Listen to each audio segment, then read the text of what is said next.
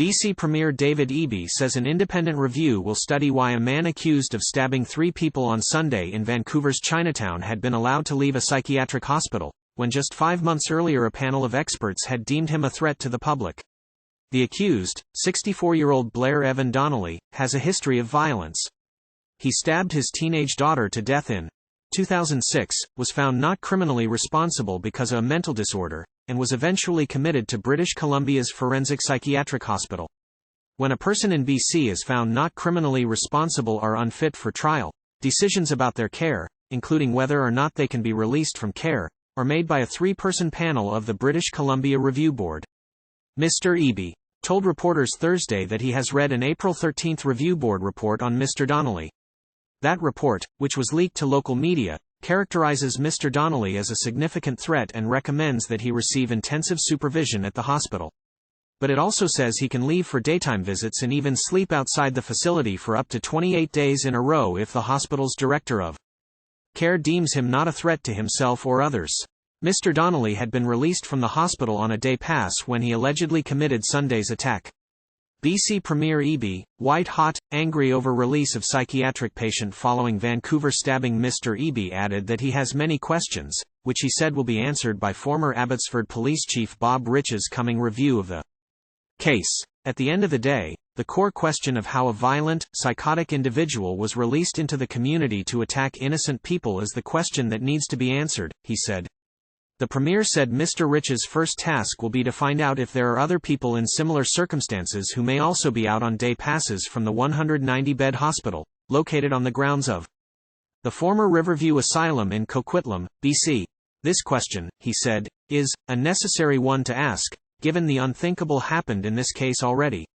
Mr. Donnelly has been charged with 3 counts of aggravated assault related to the attack, which took place at the Light Up Chinatown Festival. He remains in custody. The 3 people stabbed, a man and woman in their 60s and a woman in her 20s, were left with severe but non-life-threatening wounds, police told a news conference Monday. After Mr. Donnelly was arrested in 2006 for killing his daughter, he told authorities that God wanted him to murder her and his wife. He was found not criminally responsible in 2008. A year later, in 2009, he was given a day pass from the hospital and met up with a former patient from the facility. The 2 used cocaine together for several hours before Mr. Donnelly stabbed his companion, according to a copy of the Review Board's April decision, which was posted online by Czech News on Thursday. Mr. Donnelly was convicted and sentenced to 45 days in prison for that assault, but has remained at the hospital since, according to the document.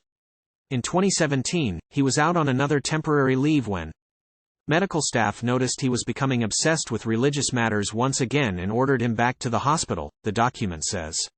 Shortly after returning, he attacked a patient with a butter knife, but was later found not criminally responsible for that assault and received an absolute discharge, according to the document.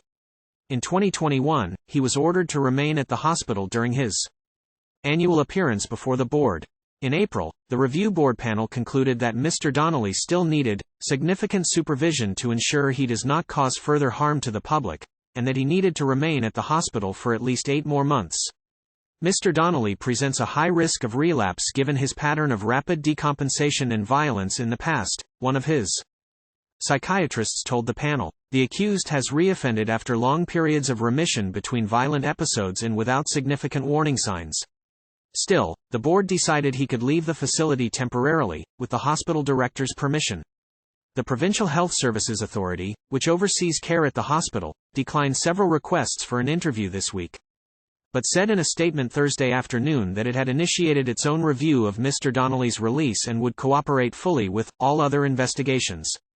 Mr. Eby said Mr. Rich will also have the opportunity to study why the public didn't have information about the Review Board's findings until the decision document was leaked to media.